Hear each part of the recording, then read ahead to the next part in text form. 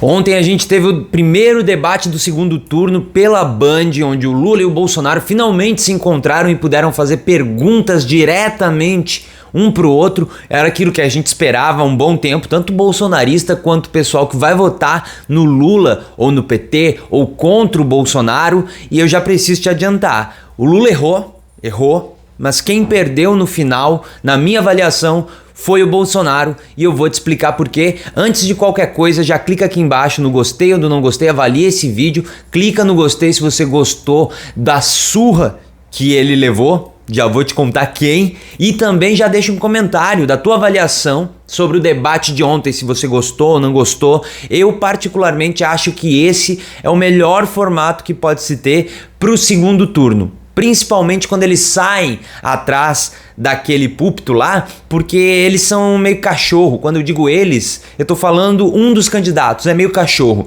Quando tem alguma coisa protegendo ele dos outros, ele cria uma forma monstruosa de querer atacar, de querer ofender, de querer avançar pra cima, igual o cachorro atrás da grade, que daí quando tu abre a grade, quando você tira o cachorro ali da proteção e coloca ele sem nada com os outros ou com o outro, aí ele, como já disse outras e outras frases aí da política nacional recente, aí vira tchutchuca do Centrão e essas coisas do tipo. Inclusive, eu preciso que você não esqueça de se inscrever aqui no canal para receber outros vídeos meus. E se você quiser e puder, clica ali no Seja Membro para apoiar o meu trabalho, para que isso possa continuar acontecendo, tá? Por que o Lula errou? Só pra gente começar. O Lula, ele no debate da Band, ele tem aquele esquema de 15 minutos para cada um, que daí somados dá 30 num bloco, né? Num bloco inteiro. E durante o segundo bloco, o Lula, ele não conseguiu administrar muito bem aquele tempo dele. Ele estava levemente emocionado e também interrompendo o Bolsonaro sempre que possível, falando muito, fazendo pausa dramática, provocando o Bolsonaro, mostrando até uma fotinho numa folha. O Lula chega uma hora e diz: "Esse aqui é você?" A gente não sabe que imagem é essa, a gente não sabe que foto é essa, não sabe nem se é uma foto, mas imagino que seja uma foto, em que situação que é, de que tempo que é. Mas o Lula mostrou um papel pro Bolsonaro, que o Bolsonaro deu uma risadinha de nervoso, em que o Lula pergunta: "Esse aqui é você? Então, por favor, vazem já esse papel para que a gente saiba que imagem é essa que o Lula estava usando contra o Bolsonaro." Eu tô curiosíssimo, eu preciso saber disso.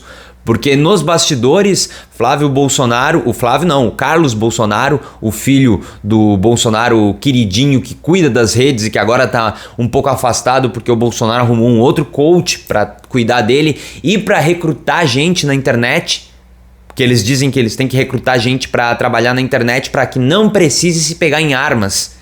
Daqui pra frente, ali na frente, no final de outubro, ele tava indignado, fazendo sinais pro pai, desesperado, mandando o Bolsonaro olhar pra câmera, querendo que o Bolsonaro fizesse determinadas perguntas. Carlos Bolsonaro, e veja só você, Sérgio Moro também tava lá, depois de ser humilhado, depois de ser escorraçado, depois de destruir com a carreira dele, tanto como juiz e política, né? Conseguiu ainda assim virar senador, ainda não assumiu, mas virou, ganhou, já vai ser senador nos próximos anos aí, a gente vai ter que aturar Sérgio Moro como senador, mas tava lá, dando dicas, dando conselhos, falando que o Bolsonaro deve perguntar, deixar de perguntar, jogou lá no Twitter a pergunta que o Bolsonaro ia fazer depois sobre Petrolão, que também não pegou muito bem, que é um assunto que o Lula normalmente não consegue se sair muito bem, que é nessa história da corrupção durante os governos do PT na Petrobras, como se fosse uma exclusividade do governo petista. Corrupção, ponto. Seja na Petrobras, seja em qualquer outro ramo. Como a corrupção nasceu, na verdade, no Brasil em 2012, né? Ou um pouquinho antes. Nasceu com o PT, aparentemente. A corrupção não existia. O país era lindo, maravilhoso e ninguém era corrupto. Até que chegou um partido de esquerda e aí sim se nasceu a corrupção, né? Na cabeça desses. Tava Bolsonaro, Carluxo desesperado, o cunhado dele, marido da da filha do Silvio Santos, que ele trata como se fosse um cunhado, como se fosse da família dele, e ainda assim não foi o suficiente para Bolsonaro se colocar. Bolsonaro saiu muito bem no momento ali em que o Lula realmente perdeu o tempo, porque ficava tentando interromper o Bolsonaro o tempo todo, que eu também acho que, assim, se o Bolsonaro vai jogar dessa maneira, por que não também fazer ele provar um pouco do mesmo remédio? Não tudo, porque eu já falei que quanto mais a gente se aproxima desse outro lado, quem morre é a gente. É só a gente que perde, não é o outro lado. O Bolsonaro, ele é essa coisa podre, tanto na pele, quanto em ética, quanto lá dentro, no espírito dele, já que ele é tão religioso e acredita nessa coisa, o espírito dele, nem de perto nem de longe é santo. Um espírito podre. Então, quanto mais você tenta se aproximar, parecer, querer fazer a mesma coisa, na verdade você está cavando a tua própria cova. Mas eu gosto dessa posição de afrontar, de colocar ele contra a parede, de interromper, de forçar ele a falar alguma coisa, porque ele faz isso. Fizeram isso com o Lula no debate, com o padre que o Bolsonaro mandou para lá, que eu tenho certeza que teve acordos e o Bolsonaro só foi porque aquele padre aí, senão ele não ia ir, aquele padre que não é padre, que é importante dizer isso, um padre falso que não é padre, que foi lá só para atrapalhar, interromper, provocar. Então é bom que o Bolsonaro prove do mesmo remédio, que ele não consiga concluir o raciocínio dele, que ele já nem tem um raciocínio. Bolsonaro usou o quê? 7 minutos para falar livre. E aí o problema do Bolsonaro falar livre não é o Bolsonaro falar livre, que o Bolsonaro com tempo para dizer, para falar coisas e processar ideias e tentar conduzir uma linha de raciocínio é dificultoso para ele. É como alguém que nunca dirigiu um carro e resolve pegar pela primeira vez sem nada, sem nenhum teste. É óbvio que vai errar na primeira marcha e vai bater em algum lugar. Esse é o cérebro do Bolsonaro. É uma pessoa que nunca dirigiu e que senta num carro com marcha e bate já, porque não sabe que tem que botar, sei lá, o pé na embreagem para não arrancar o carro e dar um pulo. Esse é o cérebro do Bolsonaro. Em 7 minutos ele mostra essa confusão mental dele. Mas ao mesmo tempo, mesmo com toda essa confusão mental, ele tem as bengalas dele. Ele tem a bengala da identidade de gênero, ele tem a bengala da família tradicional, ele tem a bengala de você pegar e dizer que ele é honesto, que nem... De novo, nossa, que família honesta que anda com mala de dinheiro para comprar imóveis, né? Quem é que anda com maleta de dinheiro nesse país? Você já viu alguém com maleta de dinheiro? Você já viu alguém com uma mala de dinheiro? Eu nunca vi. Eu sei que quem anda com maleta com dinheiro vivo não faz coisa muito boa. É só isso que eu sei. E não normalmente não gira em torno de dinheiro honesto. Normalmente é um dinheiro bem limpinho. É um dinheiro bem lavado. Porque jamais família Bolsonaro vai entregar uma nota suja, né? Com areia, com manchas. Eles têm que lavar o dinheiro para ir lá e pagar, porque também a pessoa não vai aceitar notas amassadas, notas sugismundas. Jamais vão fazer isso. A gente também teve alguns pontos em que o Bolsonaro, por exemplo, trouxe por livre e espontânea vontade o assunto de pedofilia. Ele trouxe para o debate para falar, na verdade, para o público que ele foi acusado de pedofilia pelo PT e que, veja só você, né? Que coisa feia. Aquele que o Bolsonaro tanto critica, aquele que o Bolsonaro acusa e chama de um monte de coisa, e os bolsonaristas já ameaçaram a filha, ele foi lá ler a decisão desse cara que ele odeia, que proibiu a circulação desse tipo de vídeo, porque ele considera que está fora de contexto, que está tentando dar uma outra conotação para a frase de que pintou um clima com meninas de 14 anos. Na verdade, eu pego só a frase do Bolsonaro. O Lula nem entrou muito nesse assunto, mas o Bolsonaro, de novo, livre e espontânea vontade, trouxe o assunto para o debate. disse que foi acusado disso. E na verdade você só ajuda a espalhar essa história, né?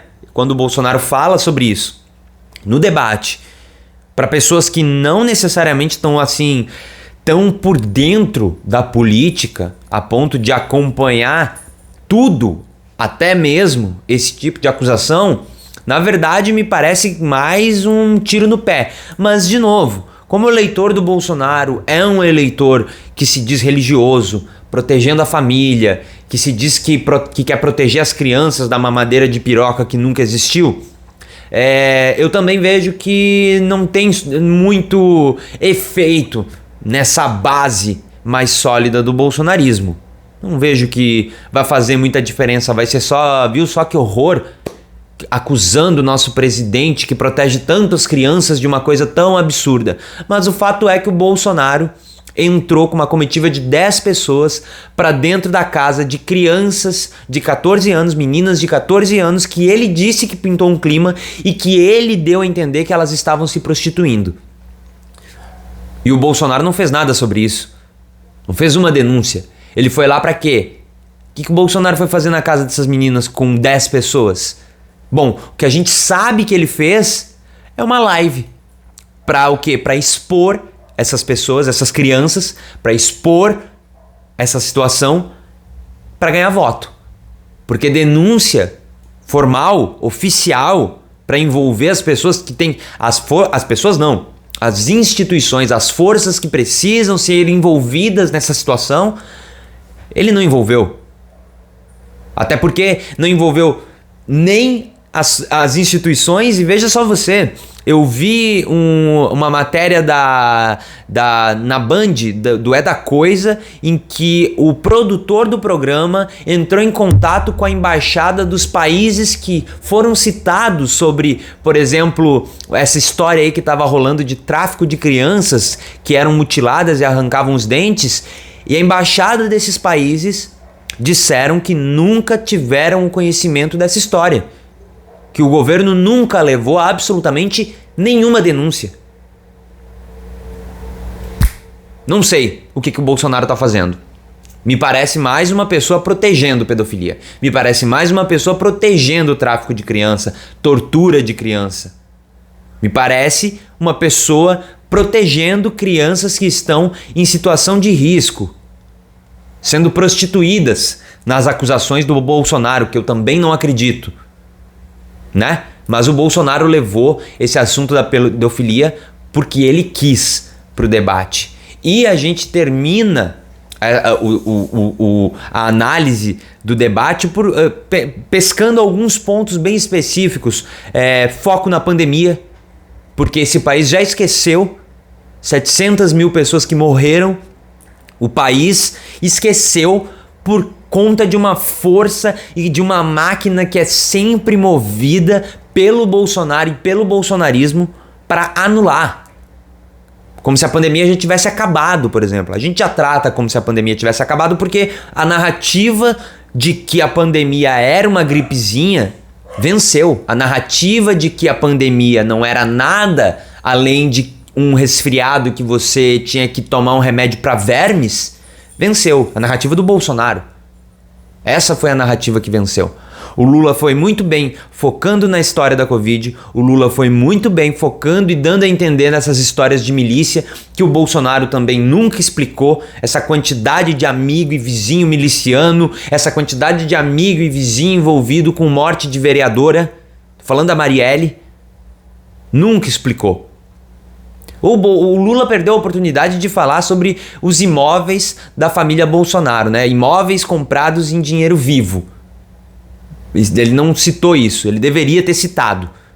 Deveria ter comentado. E no último bloco ali, o Lula, eu acho que ele já estava mais cansado, ele se empolgou muito no segundo bloco ali, falou um monte, tanto que ele admitiu que estava empolgado, que nem viu o tempo, a equipe do Lula estava lá dando sinais para ele cuidar do tempo, e ele nem olhou isso, porque ele estava com sangue no olho para tentar atingir de alguma maneira o Bolsonaro. E eu vou fazer um outro vídeo para a gente falar mais uma vez sobre a imparcialidade do jornalismo.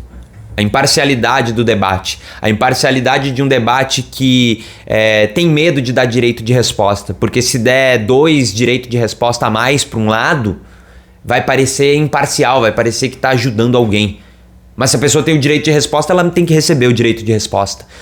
Eu vou fazer um outro vídeo para falar dessa imparcialidade do jornalismo que é cuspido, escarrado, ofendido, hostilizado, ameaçado, e termina o debate e eles vão lá dar sorriso e fazer live e uhul, que legal, como nós somos imparciais, com o lado que quer que eles morram. Eu vou fazer um outro vídeo sobre isso ainda. Não esquece de comentar o que você achou desse debate. E, assim, escancaradamente, o Lula foi muito melhor do que o Bolsonaro. Não pela minha posição política, mas porque o Bolsonaro não é muito acostumado com aquele tipo de situação. O Bolsonaro era um deputado federal ali, que pegava um tempo no microfonezinho que tinha ali, falava uns absurdos, depois ia lá pra Rede TV, dava uma entrevista em algum canal que queria que ele falasse os absurdos que ele falava, para transformar isso numa matéria sensacionalista. E então o Bolsonaro não tem familiaridade com um debate. E o Lula, não que o Lula seja o melhor exemplo de pessoa em debate. O Lula é muito melhor sendo sabatinado do que debatendo. Mas quando você tem esse debate em que os candidatos saem daquele quadradinho e eles têm que ficar mais próximos um do outro, sem nada separando eles, eu acho que abaixa o tom, ameniza um pouco. O Bolsonaro não foi aquilo que ele é. Ele mostrou uma ponta. Ele mostrou a ponta ali, que é a ponta homofóbica, a ponta que acha que quem mora na favela é tudo bandido, a ponta ali que acha que admite que não tem vacina no país. Essa é a ponta do Bolsonaro. Nos próximos debates, talvez a gente veja Bolsonaro mostrando mais quem ele é. Mas nesse debate da Band, o Lula foi escancaradamente melhor, teve um desempenho muito melhor, familiaridade com a câmera, olhando direto para o público, falando direto com o público desde o primeiro bloco. E o Bolsonaro só foi fazer isso no segundo e no terceiro, amando do Carlos Bolsonaro. Do Carlos, que depois terminou o debate e disse que sempre vai proteger o velho dele. Mas eu ainda diria que uma hora Carlos Bolsonaro vai se sentir traído e vai entregar aquilo que o Bolsonaro quer esconder.